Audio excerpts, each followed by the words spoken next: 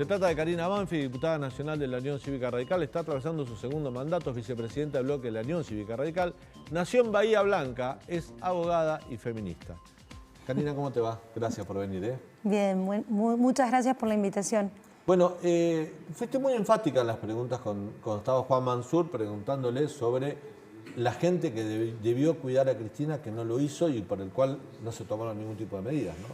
Sí, realmente yo creo que desde el primer momento, cuando vimos esa escena donde íbamos incluso reconstruyendo con las imágenes que pasaban un revólver muy cerca de la cabeza de Cristina y luego verla a ella 6 minutos después circulando como si nada y entendiendo mínimamente por haber visto alguna película de que esa situación no era una situación normal, que había una anomalía principalmente en lo que refiere a la seguridad, porque hoy podemos quizás, o escuchamos, mejor dicho, porque sabemos muy poco, de que ella no se da cuenta hasta que entra en su casa y ve las imágenes qué era lo que le había pasado. Pero si tienen 120 personas asignadas, que no lo sabemos, sí, esto los que lo se dan decían... cuenta son los militantes de la Cámpora que dicen, ¿dónde va? Y lo agarran ellos, porque la seguridad no hizo nada. Pero hoy decían en otros medios de comunicación sí, que tenía 120 personas asignadas a su seguridad. Ninguna de estas personas se dio cuenta, escuchó un grito, vio el forcejeo, el manoseo cerca de ella, el libro que le revolearon. Digo, hay situaciones, cuando nosotros estamos hablando de los mandatarios, que son las personas que uno se imagina que están más aseguradas porque tiene que ver con la institucionalidad de un país, porque el impacto social que tiene un magnicidio es tremendo. Recién yo estaba hablando con un amigo que está trabajando en Haití. En febrero de este año han asesinado al presidente de Haití. Sí, es claro, un país que no se recupera. Un grupo de mercenarios ingresó, pero... Totalmente. No me quiero comparar con Haití, pero... Es una isla muy particular. Totalmente, pero no deja de haber un magnicidio y que no se puede recuperar de esa situación, o el propio Estados Unidos que sufrió 3 asesinatos o 2 y un intento de asesinato, como fue el caso de Reagan, realmente le llevó mucho recomponer justamente ese tejido institucional de protección, porque si ellos están inseguros, ¿qué queda para el resto de los argentinos y las argentinas? Entonces es esto lo que yo quise, que darle incluso la posibilidad al jefe de gabinete de ministros Mansur que dé explicaciones. ¿Qué le pregunté? Le pregunté por las decisiones políticas que tiene que tomar un gobierno cuando necesita asegurar a sus mandatarios y a toda la línea sucesoria constitucional que va a preservar principalmente las instituciones de este país. No son decisiones personales la seguridad de un presidente. No puede ser una decisión personal la seguridad de un presidente, aunque nosotros hemos visto esto. Recuerdo el caso de Kirchner, que no le gustaba porque le prohibían el acercamiento a la gente, o los primeros años o meses que tuvo también Mauricio Macri, en donde después de una pedreada, creo que en el sur, con la gobernadora de ese entonces de la provincia de Buenos Aires, en el sur se dieron cuenta que no dependía de ellos y que era una irresponsabilidad no aceptar las normas protocolares que existen, e incluso existen en Argentina, que son muy exhaustivas. 7, ¿no? Exacto, el protocolo 7, que es un protocolo reservado, que está bien que así lo sea, pero que nadie le está preguntando sobre las actuaciones de esto, sino, por ejemplo, cuánta gente está a disposición de la seguridad. Si a mí me dicen que están 10, puedo decir, bueno, es lógico que puede fallar. Si me dicen que hay 120, digo, acá hay un problema grave, y entonces ahí voy a la otra pregunta. ¿Se ha abierto alguna investigación? ¿Tenemos conocimiento de que efectivamente la seguridad está llevando adelante algún tipo de responsabilidad? ¿Por qué? No sé si Mansur te contestó esto, pero ¿por qué el jefe de la seguridad de Cristina es un comisario retirado que está fuera de servicio, pero de manera particular él tiene agentes de la Policía Federal a los cuales les tiene que dar órdenes? Eso rompe un poco la cadena de mando que tiene cualquier fuerza de seguridad, ¿no? Diego Carbone. ¿Quién es Diego Carbone? Eso le pregunté a Mansur y no me respondió. ¿Y sabés por qué es tan importante saber quién es Diego Carbone? Porque justamente está a cargo de la responsabilidad, de una de las responsabilidades más grandes que puede tener cualquier persona en la Argentina, como cuidar a la vicepresidenta o al presidente de la Argentina. El presidente tiene otro jefe de seguridad. Pero lo más importante es que nosotros sabemos, más que nada por el trabajo periodístico, por trascendidos que le llegan a la prensa, pero no tenemos acceso a la información pública. Y este es un problema.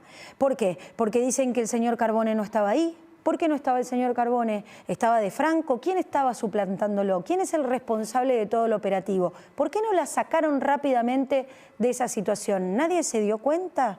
La pregunta es, si vos te metés en las páginas web de otros países, Estados Unidos, Brasil, México, vas a ver cómo funciona todo el dispositivo de seguridad de un presidente, cuánta gente está asignada, cuántos recursos tienen, qué tipo de dispositivos de armas tienen, porque ¿sabés qué? La información también es disuasiva.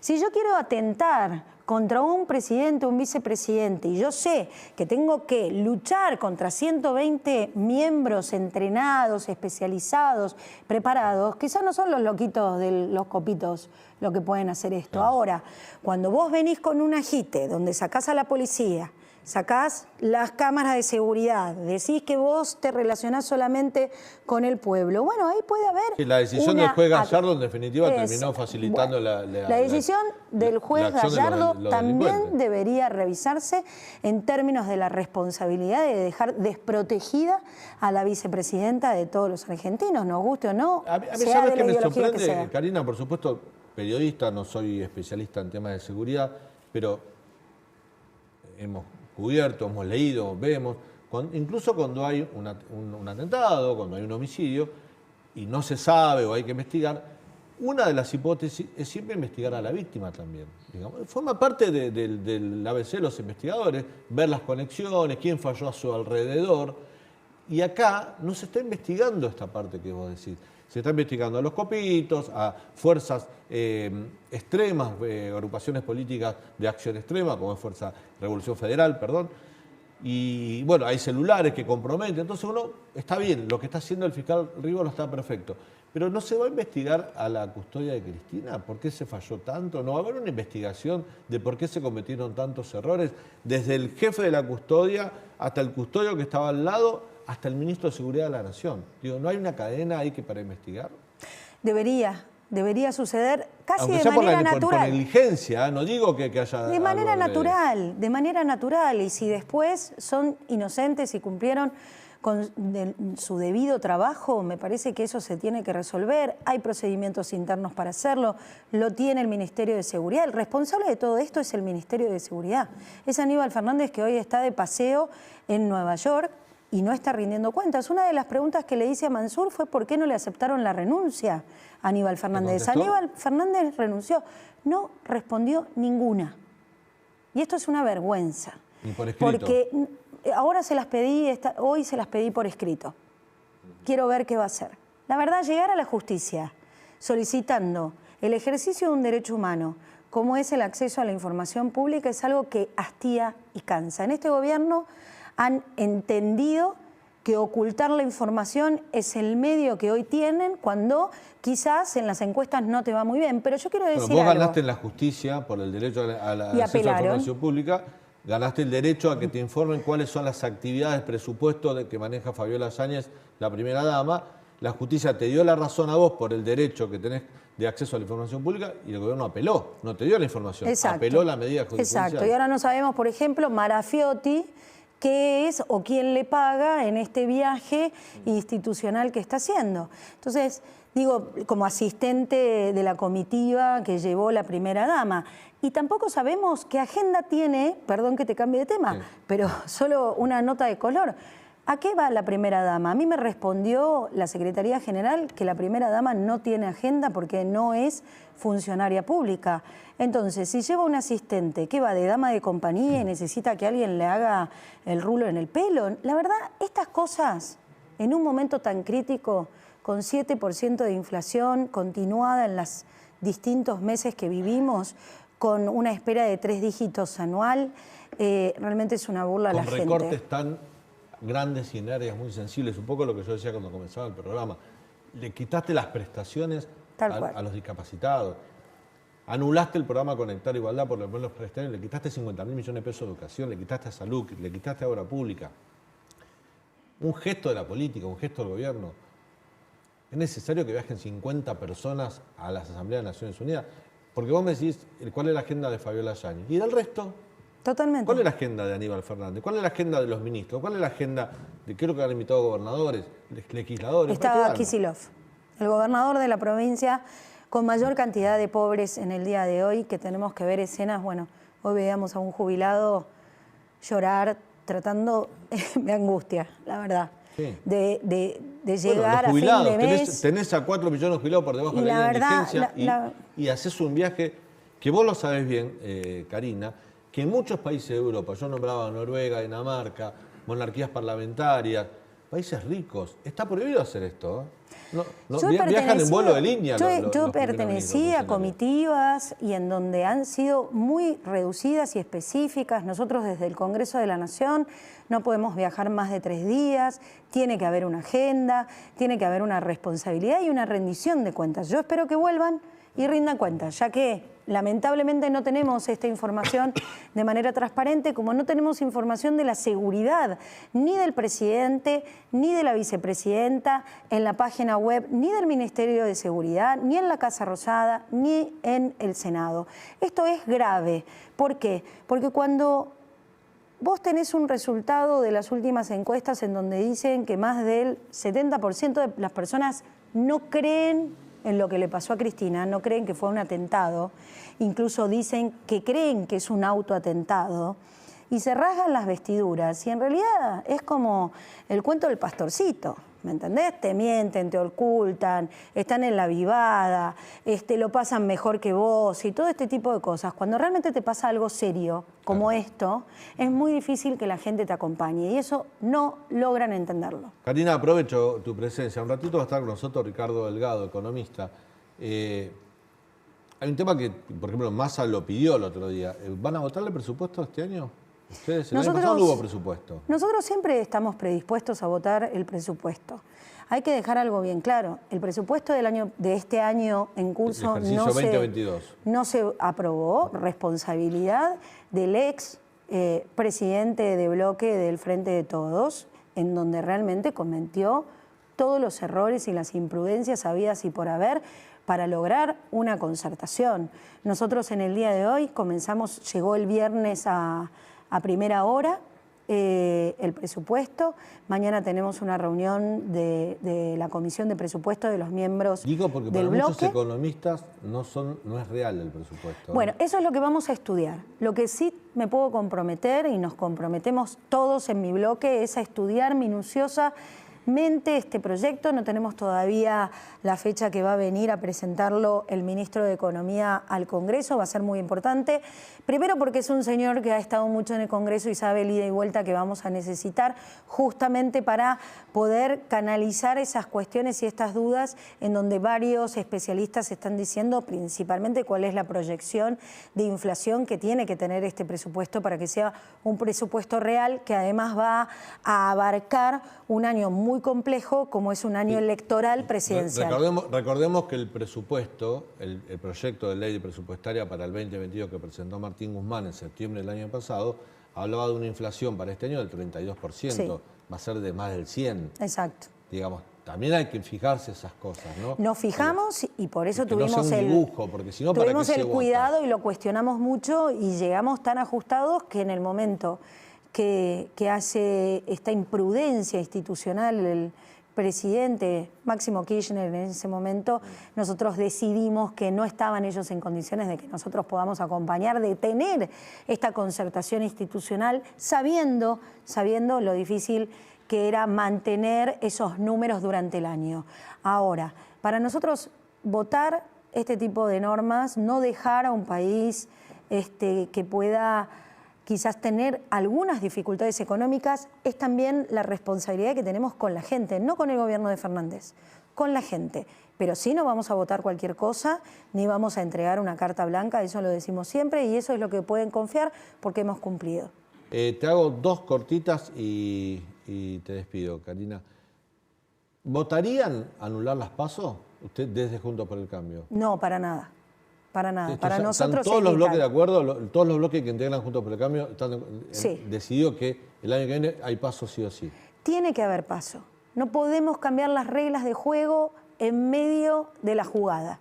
Nosotros, si vos ves cuándo empieza el año calendario, el calendario electoral, teniendo en cuenta que siempre las PASO fueron en agosto, salvo el año pasado que se corrió el calendario por la pandemia de manera excepcional, ya estaríamos en el año calendario, porque se cierra en junio las listas para presentar candidaturas para agosto.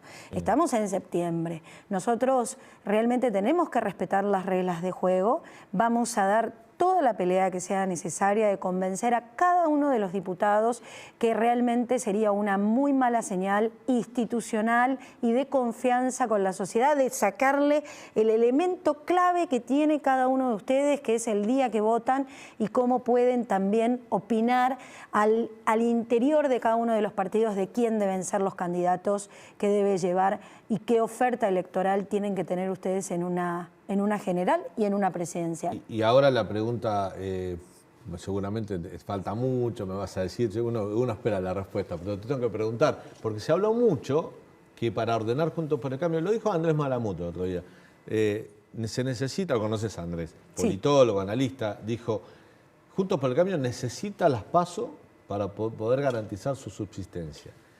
Y en ese contexto se empezó a hablar de fórmulas mixtas. Por ejemplo, Burlich, Cornejo. Cornejo presidió el radicalismo hasta hace poco, un hombre, digamos, fuerte, una de las voces fuertes del radicalismo. ¿Te gustaría que haya fórmulas mixtas o preferís que tu partido compita con una fórmula propia? Mira, para nosotros en este momento nuestro candidato es Facundo Manes. Nosotros estamos haciendo una apuesta muy importante y muy interesante, principalmente por lo que refiere el radicalismo de la provincia de Buenos Aires. Ah, en la provincia de Buenos Aires. El radicalismo de la provincia de Buenos Aires. Gerardo Morales quiere jugar también su ficha, ¿no? Perfecto. Y por eso una PASO es súper interesante en este contexto. De ahí a tener una fórmula mixta, creo que va a tener que ver principalmente con aquellos acuerdos que se vayan alcanzando en función de estos candidatos que nosotros promovemos. Porque digo, una cosa fue Cambiemos en el 2015, Facundo, donde tres fuerzas políticas se encontraban y decían, che, vamos a juntarnos, vamos a ganar al kirchnerismo. Pero bueno, cada uno presenta su propuesta, su fórmula. De hecho, no fue una coalición de gobierno, fue más una coalición parlamentaria. El gobierno fue del PRO, que invitó a los radicales o a la gente de la coalición cívica que más cercanía tenía. Fue así lo que fue el gobierno Cambiemos. Perdieron las elecciones, mantuvieron la unidad, pero cambió todo eso, hay otra inercia, están más mezclados. Uno ya los ve... Es más una coalición. Una coalición. Uno ve más cerca a algunos radicales con alguna gente del PRO que a algunos radicales con otros radicales. Por eso. Y al revés también. Y uno ve a la gente de la coalición cívica más cerca de algunos dirigentes del PRO que de otros. Entonces, después de 7 años, después de aquella convención de Gualeguaychú, a lo mejor para el radicalismo también se abre otra forma de ver cómo se lleva adelante un proceso electoral en Juntos por el Cambio. Para nosotros, todas las opciones que quieran sumarse en esta propuesta que estamos llevando, impulsando desde la provincia de Buenos Aires, con Maxi Abad y con Facundo Manes como candidato a presidente, yo creo que puede ser una alternativa muy posible en la medida que sea una gran oferta electoral que realmente le guste a la sociedad y nos pueda acompañar con su voto. Karina, gracias. Gracias Por tu visita. Hasta luego.